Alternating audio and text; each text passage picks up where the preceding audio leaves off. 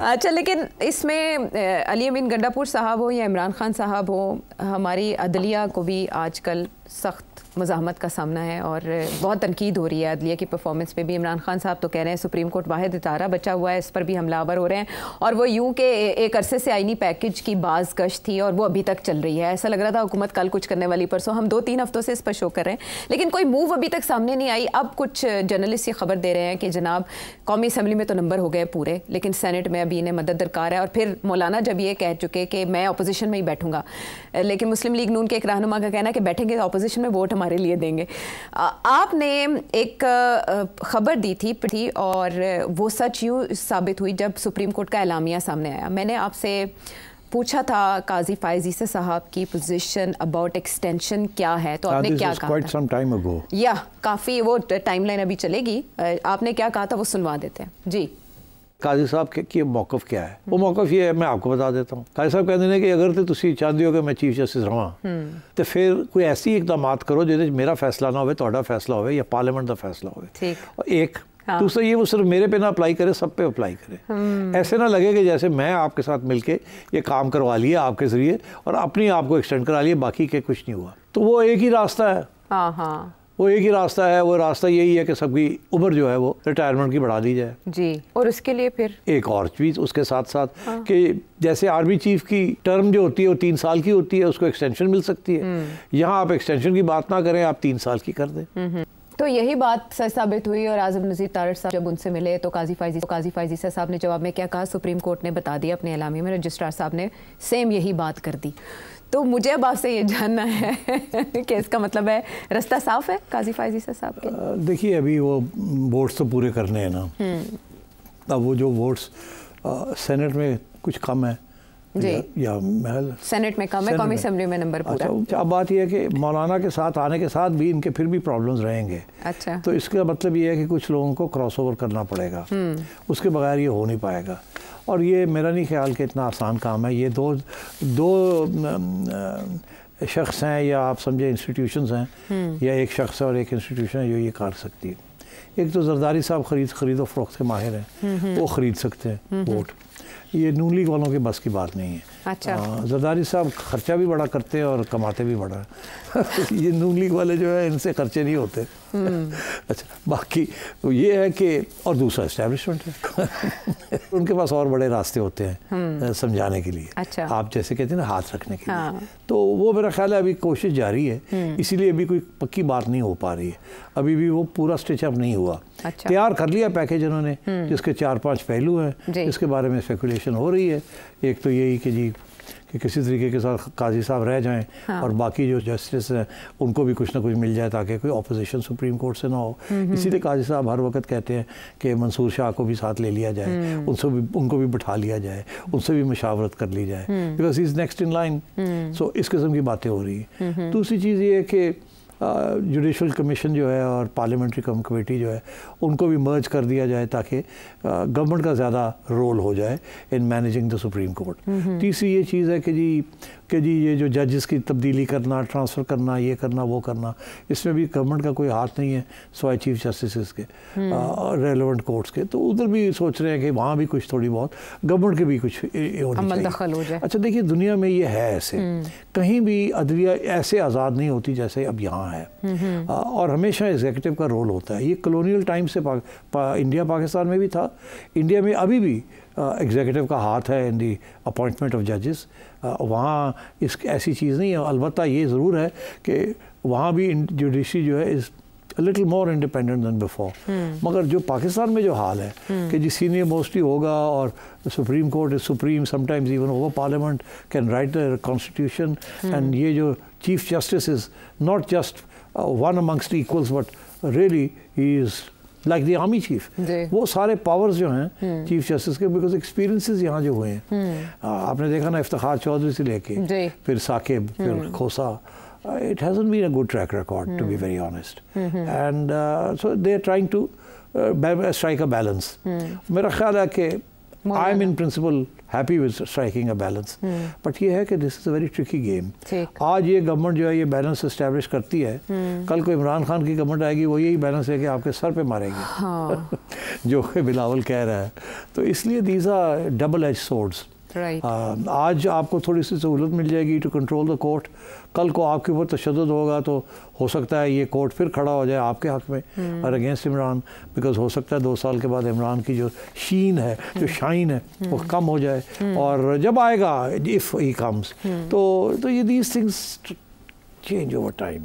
तो मौलाना का साथ मिल जाएगा। मौलाना जो है उनका मौक़िफ़ यही है कि he will always say election अभी कराएं, मगर उन्हें इस बात का एहसास है कि अगर इलेक्शन अभी होगी तो it will not go in his favour. He also wants some space. तो वो तो यही चाहेंगे कि खान साहब को किसी तरीके से न्यूट्रलाइज करके खींचा जाए काम को, ताकि उनको भी कुछ सहूलत मिले, वो भी अपनी पार्टी को रीऑर्गेनाइज करें, वो भी खिलाए पिलाएं और कुछ काम शुरू करें। मगर वो इतनी ओपनली नहीं आएंगे। ठीक, वो अभी अगर आप उनको कहेंगे ना कि जी सीटें ये ले लो और ये कर लो और वोट डाल दो, तो कहेंगे वोट तो पा देंगे, सीटा बाई लवांगा, ऑब्वियस नहीं होना चाहिए, एंड सो ऑन। तो बिकॉज उनका इंटरेस्ट ये है कि फाइटिंग चांस मिलनी चाहिए उनको, बिकॉज उनका मौक़िफ़ ये है कि वहाँ केपी में पीटीआई ने रिगिंग की है और कितना पावर था, फोर्स थी कि वो सारे आर सारे लम्बे पे आ गए सब, and they were mostly all PTI. आप जिसको भी करेंगे वहाँ तो the whole province is 80% PTI. तो अब क्या करेंगे आप, व्हाट कैन यू डू? जहाँ जाएंगे आपको पीटीआई, ये रोड़ा मारोगे तो पीटीआई खड़ी हो जाती। ये है पोजीशन, और ऐसे में मौलमान ज़ाहिर एहतियात से चलेंगे। अब उनकी पोजीशन नाजुक भी है, लेकिन रेलेवेंट वो यूँ हुए कि सदर भी चल के उनके पास गए और वज़ीर आज़म भी, तो ज़ाहिर है मौके की नज़ाकत थी, 25 अक्टूबर से पहले हुकूमत ने करना है कुछ। और आयशा मैं ये कह दूँ जी, ये इस स्टेज पे क्यों गए हैं, पहले क्यों नहीं गए? वही ना, यही तो सारी इश्यू है। पहले आना सी ना मेरे को, जब हम एक थे तो आप आते और मुझे कहते और मैं आता आपके साथ। आप तो उस वक्त घास नहीं डाला आपने, now you are coming to me. तो अब इतनी आसानी से तो मैं नहीं, हाँ फौरन तो नहीं कहा जाएगा ना, दाद तो दिखानी होगी कुछ, जाहिर है अगर आपने पहले वक्त ज़ाया किया तो अब मौलाना का भी नखरे दिखाना बनता है। लेकिन एक तरफ वो 19वीं आईनी तरमीम की मजम्मत भी कर रहे हैं, वो ये कह रहे हैं कि ब्लैकमेल किया गया पार्लियामेंट को इसके लिए, तो इसे अंडू किया जाना चाहिए। तो मौलाना की बातों में है बहुत से इशारे और मंजरनामा होगा वाज़ेह सितंबर अक्टूबर में। वापस आते हैं ब्रेक के बाद। शो में एक बार फिर खुश आमदेद। हुकूमत समझ रही है कि कुछ एंड पे बहुत अच्छी खबरें मिल रही हैं, जैसे हमने सिंगल डिजिट में देखा महंगाई का आना, फिर अब जो शरह सूद है वो भी मज़ीद कम कर दी गई है 200 बेसिस पॉइंट्स। मीनवाइल हम देख रहे हैं जो इस्लामाबाद में बिजली सार्फिन के लिए सब्सिडी दी गई थी, हुकूमत पंजाब ने उस पर ले लिया यू टर्न, 14 रुपये रिलीफ का, जो अगस्त और सितंबर के लिए था, और इसमें बचत भी होगी हुकूमत पंजाब को। लेकिन इतनी तनकीद की जा रही है कि आपने सबसे ज़्यादा तशहीर की कि आप रिलीफ दे रहे हैं, तो यह आपने एकदम इस्लामाबाद के लिए ऐसे क्यों किया सेठी साहब? वो देखिए जी, शोर तो पड़ा था, पहले सिंध वालों ने शोर डाल दिया था कि आपने हमें मुश्किल में डाल दिया है जी, आपने ये करके अब हमारे पे प्रेशर है कि हम करें। और फिर गवर्नमेंट की तरफ से भी आया था कि हर प्रोविंशियल गवर्नमेंट चाहे तो कर ले, शहबाज शरीफ साहब ने कहा था तो आप कर ले। मगर फिर ये तो उसके साथ कुछ थोड़ी बदमज़गी हो गई आपस में कि हमें पूछे बगैर आपने ये कर दिया है, आप वन अपमैनशिप करना चाह रहे हैं, वोट कैचिंग गिमिक है, ये है वो है। उसके बाद ये हुआ कि IMF की तरफ से भी ऑब्जेक्शन आ गया कि ये this was not in the cards, ये आपने क्यों किया। उसका जवाब तो उन्होंने दे दिया कि हमने ओवरऑल फिस्कल डिफिसिट को हमने नहीं फ़र्क पड़ने दिया, हम कहीं और से काट के दे रहे हैं, ये कर रहे हैं, वो कर रहे हैं, आप फिक्र क्यों करते हैं। फिर ये प्रॉब्लम आ गई कि आपने इस्लामाबाद में क्यों किया, आपने करना था तो पंजाब में करते, ये क्या ड्रामा किया आपने इस्लामाबाद में। इस्लामाबाद में करना था तो फेडरल गवर्नमेंट करती, मगर फेडरल गवर्नमेंट से इस्लामाबाद में तो नहीं करता, वो तो सारे पाकिस्तान में करना पड़ेगा। तो ये फिर इसलिए इसके ऊपर बैक ट्रैकिंग करनी पड़ी, ताकि यार चलो हम IMF तो कुछ तो देता जाए ना, without taking away from Punjab. तो मैं समझता हूँ ये उन्होंने थोड़ा, लगता मुझे ऐसे है कि हुआ ये होगा कि पंजाब में ये फैसला हुआ तो फिर किसी ने कहा होगा कि यार वो साडा की होएगा पंजाब इस्लामाबाद वाले का, तो सानू भी दे दियो चूंगे तो शहबाज ने कहा होगा कि सॉरी मैं तो एक दूंगा, सबको दूंगा मैं तो आप दे दें, तो इन्होंने फिर कर दिया होगा, क्योंकि इस्लामाबाद छोटी जगह है, इतनी बड़ी लंबी चौड़ी जगह। हाँ, लेकिन ये बारीक वारदात है ना, जा तो उससे बाहर रही है। तो इसलिए वो they have to back track on this is a concession they have to make, they should have done it in the first place, मगर उन्होंने किया नहीं, चला वापस कर लिया, पकड़ लिया गया। और 2 महीने के लिए, बाकी जो है वो अब खत्म हो जाएगा सितंबर एंड पे। तो what about the basis point, शरह सूद कम होने से हुकूमत को फायदा होता है? देखिए लोग ये कहते रहे हैं आज तक जी कि IMF की वजह से ये जो इंटरेस्ट रेट्स इतने हाई हैं, IMF ने कहा है कि इंटरेस्ट रेट हाई रखो जी, ताकि लेंडिंग कम हो टू द प्राइवेट सेक्टर जी, ठीक, और ग्रोथ की तरफ नहीं जाना, उसकी महंगाई होती है। अगर आप इंटरेस्ट रेट्स गिराएंगे तो लोग ज़्यादा बोरो करेंगे, जब इंडस्ट्री ज़्यादा बोरो करेगी तो प्रोडक्शन होगी तो एम्प्लॉयमेंट होगी और इन्फ्लेशन होगी। ठीक, ग्रोथ के साथ तो थोड़ी बहुत इन्फ्लेशन होती है, इकोनॉमी हीट अप हो जाती है। होती है, वो तो हीट आहिस्ता आहिस्ता वो चलना शुरू हो जाती है, फिर डिमांड शुरू हो जाती है, फिर सारा कुछ, फिर महंगाई हो जाती है, सप्लाई पूरी ना हो। और यहाँ इस मुल्क की सप्लाई जो है, lot of the supply is from imports, तो उसके लिए पैसे नहीं है, तो ये इस किस्म के बॉटल नेक्स बन जाते हैं।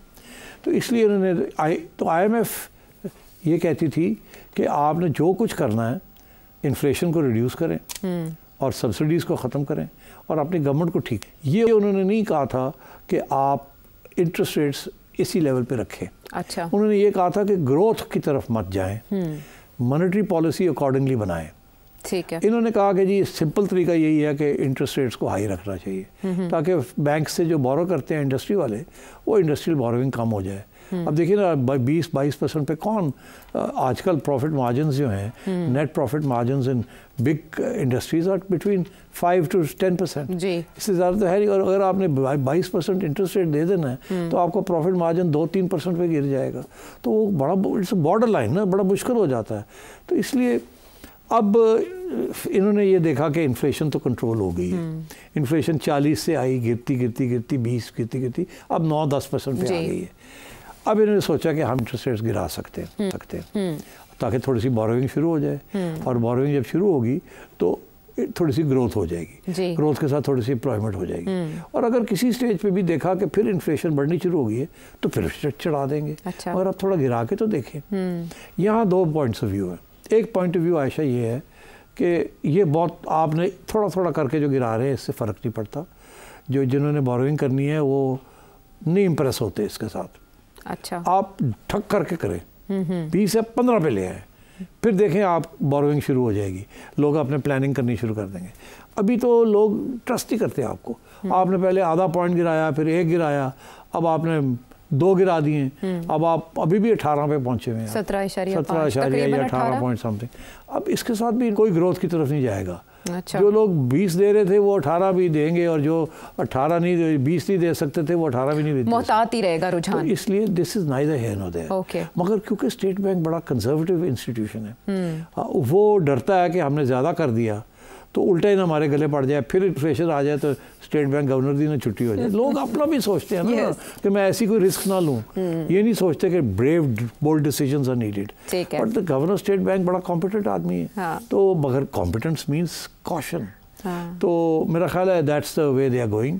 हो सकता है कि 2 महीने के बाद फिर 1-2 पॉइंट्स गिर जाए, ठीक है। मगर I think this is the slow and steady approach is what they have adopted as a policy strategy. ठीक है। तो ये सिचुएशन है। बाकी IMF का क्या सिचुएशन है? हो जाएगा, डील बिल्कुल हो जाएगा, 100% होगा। अच्छा। 1-2 कंडीशंस थी वो पूरी होने जा रही हैं। एक तो ये था कि जो बाकी लोगों ने, बैरूनी मुल्कों ने आपको वादा किया हुआ डेट रीशेड्यूलिंग का या डिपॉजिट्स का, वो प्रूव करें कि वो है, अदरवाइज हमारा प्रोग्राम नहीं चलता। नहीं तो अगर वो नहीं आ रहा तो फिर हम और टाइट करेंगे। तो अगर आपने इसी को चलाना है तो वो दिखाएं तो फिर हम ओके करते हैं। इसीलिए अभी तक ये हुआ नहीं था, और इसलिए IMF ने अपने मीटिंग पोस्टपोन कर दी। तो अब अच्छी खबर यही आ रही है कि कुछ मुल्कों ने ग्रीन सिग्नल दे दिया कि मिल रहा है आपको जी। मगर सबसे इम्पोर्टेंट डेवलपमेंट ये हुई है कि ऑयल की कीमत गिर रही है, 30% गिर चुकी है, फ्रॉम $190 अ बैरल टू 70-71, जिसके साथ आपको बहुत बड़ी रिलीफ मिली है in your balance of payments. और तो ये सारी चीज़ें आ रही हैं। मेरा ख्याल है इकॉनमी जो है इस वक्त वो चलने को तैयार बैठी है। ठीक है। अगर ये सियासी मामले टैकल हो जाए और इंस्टेबिलिटी, जो पॉलिटिकल इंस्टेबिलिटी है जिसके साथ अनसर्टेनिटी आती है, अगर वो ये पॉलिटिकल इंस्टेबिलिटी खत्म हो जाए तो फिर ये मामला चल पड़ेगा। ठीक। अच्छा, इमरान खान कहता है मैं मामले में चलने नहीं देना, मामला चल गया तो मैं गया, बह गए, उनके फेवर में नहीं है ना, इसलिए he is doing things that hurt the economy. ठीक है। And unfortunately hurt the country. मगर वो अपनी पार्टी पॉलिटिक्स करनी है उसने, तो वो पार्टी पॉलिटिक्स कर रहा है। Establishment right in the middle, वो इनको कहती है संभालो, इनसे संभाला नहीं जा रहा। चलो इकोनॉमी तो संभाल रहे हैं ना, इनको तो नंबर थोड़े इसके दे दें। मगर वो नहीं ना, ये संभालने के बावजूद भी जो आनी है वो नहीं आएगी, ठीक है, जब तक पॉलिटिकल स्टेबिलिटी नहीं होगी। IMF ने तो दे देना आपको, उन्होंने कहा था बाकी पैसे ले आए, ये हम दे देंगे। उनकी ये भी कंडीशन है ना, पॉलिटिकल स्टेबिलिटी लाओ, लेकर आओ। चलें शहबाज, एक दफा पैसा पहला ट्रांच आ जाएगा, पॉलिटिकल स्टेबिलिटी ना आई तो अगला ट्रांच रुक जाएगा।